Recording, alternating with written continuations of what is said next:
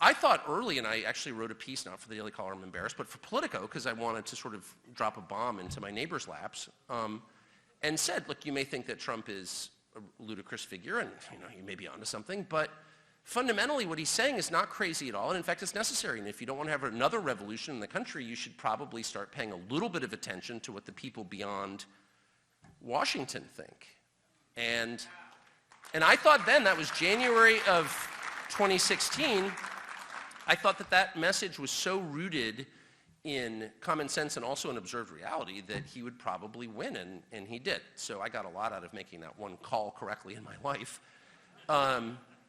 And I really did think that we would see, say, 5 or 6, 7 years hence, a political system that more closely matched that idea. That the work product coming out of Washington would bear a little closer resemblance to what people wanted. And of course, the opposite happened. It's crazy how that idea just went away, and no one actually believed in it, which that blew my mind most of all, including a lot of people I thought were on my side. Including a lot of people who paid a lot of lip service to, put the country first. I personally don't like the term America first because I think it is loaded, but just common sense stuff.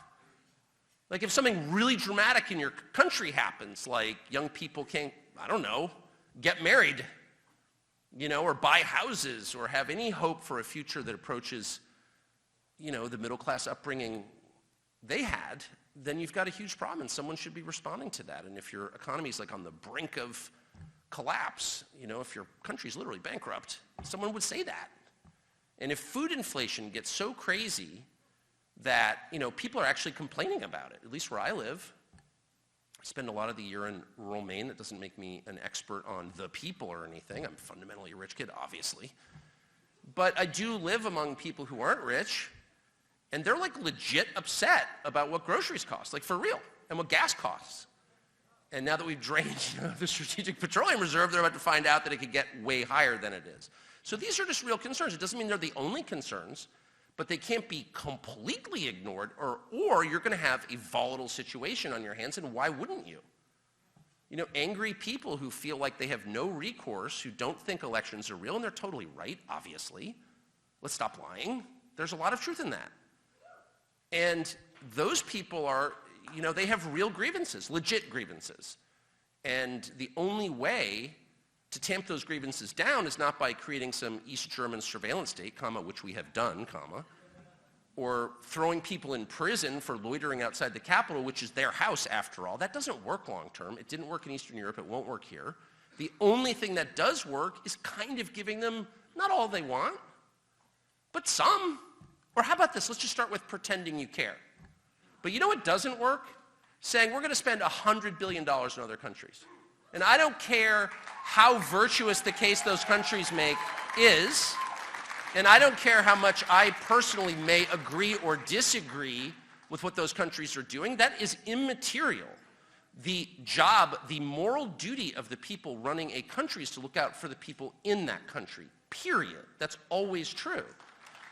And it doesn't mean they can't help other people or whatever, but if they pay no attention whatsoever, and in a moment when every person, 350 million Americans, everyone, regardless of political affiliation, can feel that something bad's coming, everybody knows that. Everybody knows that. I mean, if you've been to church once in the last year, have you thought about the end times recently? Yes, you have. I'm serious. Because you can feel that abrupt change is coming, and that's very disconcerting. And so rather than reassure people that, we kind of got your back a little bit, by the way, we're going to spend $100 billion on other people, and the border security part is purely designed to make it easier for more people to come here illegitimately. That's freaking scary, okay? So I don't have TV at home, and I don't watch TV. We haven't in years, because my wife is fiercely opposed to television. But obviously, I have some familiarity with the genre. So I'm thinking to myself, the other day I was like, I wonder what they're saying about this on TV, but I'm just being honest, I have no way really of knowing. So today, this afternoon, 2 o'clock this afternoon, I'm in the hospital visiting a very sick relative. And in the room, and I'm very focused on this, and it's a drama familiar to everyone who has a family, and these are the saddest moments in your life, but I'm sitting there, and the TV is cranked way up because it's a facility for older people and no one can hear well. So when they watch TV, it's like, bam, it's loud.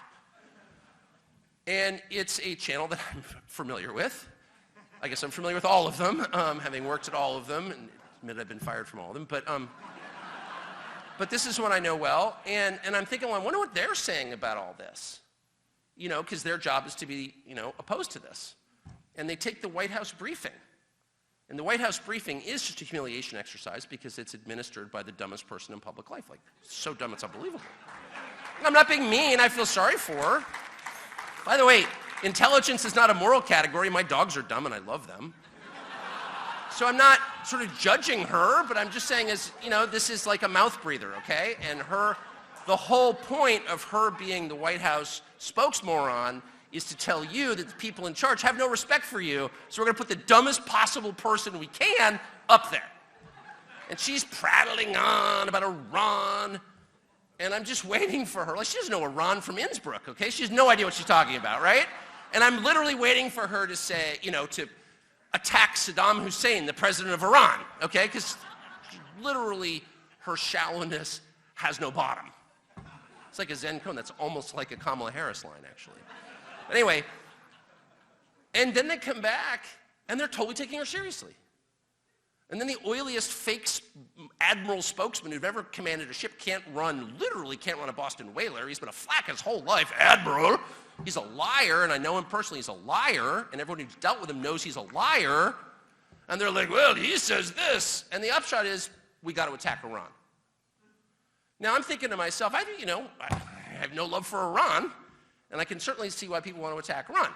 All I'm asking is just to put one person on TV to point out that there are consequences to the United States that may not be entirely positive to doing this. That maybe another moral victory, and we've won a lot of those recently. I don't know, are you guys sick of winning moral victories? We've won a lot of important moral victories. I interviewed someone the other day, a major political figure from the UK, and he's like, well, we've let all these refugees in, and it's really been a great moral victory. And I was like, I was just in your country, and it's garbage. I mean, it smells, and it's pathetic. And like, do you think that, I know you're psyched about your moral victory, you're good people, trust me, you're good Anglicans. I'm really so impressed by you morally, but like, has there been a downside in real terms? And he's like, oh, I can't answer that question, not allowed.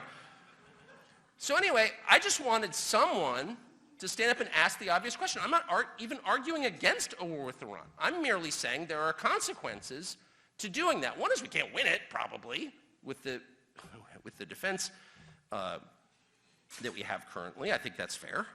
But even if we could, I mean, what would happen if they mine the Straits of Hormuz?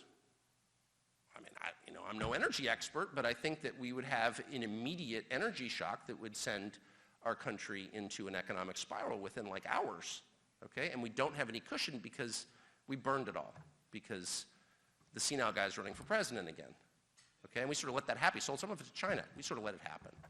So that's not a small thing. One thing Americans are not used to is being poor. In the rest of the world, people really worry about the economic effects of everything. Why wouldn't they? Because they're not generationally rich like us. But what if we ran out of money? At the very same moment that American society is more fractured, our social fabric is in tatters, and we've let in millions upon millions of people who have no affinity for the United States, who are merely here for the economic benefits, which, by the way, is not all bad, and I think a lot of them are good people. I'm not attacking them. I'm merely saying their addition does not make us a more cohesive country. It makes it a far less cohesive country, okay? No matter how admirable they may be, and I know some of them, and I really like them, okay? I've even met illegal aliens I really like. I'm just being honest. But if you have millions upon millions of people with no loyalty to the United States who are all on public benefits and the country goes bankrupt, what happens? You know, last time we had a depression, the country held together because Americans had a lot in common with each other. But what happens next time, honestly? Moreover, when your country's at war, civil liberties disappear. And we saw this in the last 20-year war on terror. And I supported all that stuff, and I have egg on my face. I'm worse than that. I'm ashamed of the measures that I supported, which were, of course, turned against me. And the NSA got busted reading my text messages on Signal, which is supposedly secure. Spoiler alert, it's not. So keep the naughty pictures off Signal, okay, because they're looking at them. But they did that. They got caught doing it. No one resigned or even apologized, and that was all legal because of the measures we put in place the last time we were fighting the bad guys over a 20-year period that measurably weakened the country and from which we derive nothing in the end. So I'm merely saying maybe we should just pause for 1 second to ask, could we be doing that again, but at scale? Not one person. You're not allowed. Because everything is some moral argument. Well, are you on the side of the bad guys? No. And so I look at how this is arrayed, and again, I can't tell you how disgusted I am by the behavior of people who said they were conservative and cared about the country and clearly don't. Because no one asked that question. They're all too afraid. And then the other side, the wackos running around calling for, the pro-Hamas people, decolonize, they're mad at Israel for being white and they want to kill everybody. Obviously, if forced to choose, I go with Ben Shapiro, okay? But I shouldn't have to choose. Like, there should be the America guy in the middle who's like, I have strong sympathies here, and morally I'm on one side, but I'm an American and I've got a ton of kids. Well, I'll speak for myself. I am an American. I was born here. I will die here. I have a ton of kids, and I kind of want them to be able to live here in a country that resembles the one in which I grew up. And what about them? Shut up! Oh, shut up's not good enough, actually. And the spirit of fear, and I hate to use the term, but groupthink, that is descended upon lawmakers and, I would say, movement leaders in Washington, where no one can say something that's completely obvious. Because, you're anti-Israel? Well, no one's going to call me anti-Israel. I like Israel. And one of the things I love about Israel, in addition to the fact it's beautiful and great food, took my kids there on vacation, is I like the Israelis. What do I like about the Israelis? They're proud of themselves and their country. I like that. I like secure people. But I don't know a single Israeli, and I say this as a compliment from my heart, I don't know a single Israeli who would jeopardize his own country's economy or safety for another nation. Because they care about their nation. Like, what the hell? I'm saying this as a compliment. But why would we do that? And when I see leaders on the left and right call for refugees from Gaza to be imported here, they're too dangerous for other countries, but we should take them? What are you saying? What are you saying about how you feel about my country? You're saying you consider it a trash bin. Throw the refuse there. No one else wants to deal with it. America will deal with it. Well, how about no? How about anyone who even suggests something like that? Speaking of a betrayal of your country, that's just telling me everything I need to know about how you feel about the United States of America. And I'm disgusted by it. Did you even think something like that? Really? And yet that is considered like kind of within bounds. And I notice there are a few Republicans who are like, well, that could happen, and we're going to pass legislation preemptively to make sure it doesn't. It's like, why would we even have that conversation? That is truly nuts. It's nuts. And more than anything, it's revealing of an attitude that is poisonous and that everyone else in the country can feel. They know it. And again, don't look to me because I live in my family summer house. I'm not pretending to be, what J.D. Vance actually is, which is a son of middle America, of working America. I'm not. But I try to observe, and I try to talk to people. I like people. And I can tell you, I can promise you, that the level of resentment toward those attitudes is extremely high. It's extremely high. And it absolutely should be.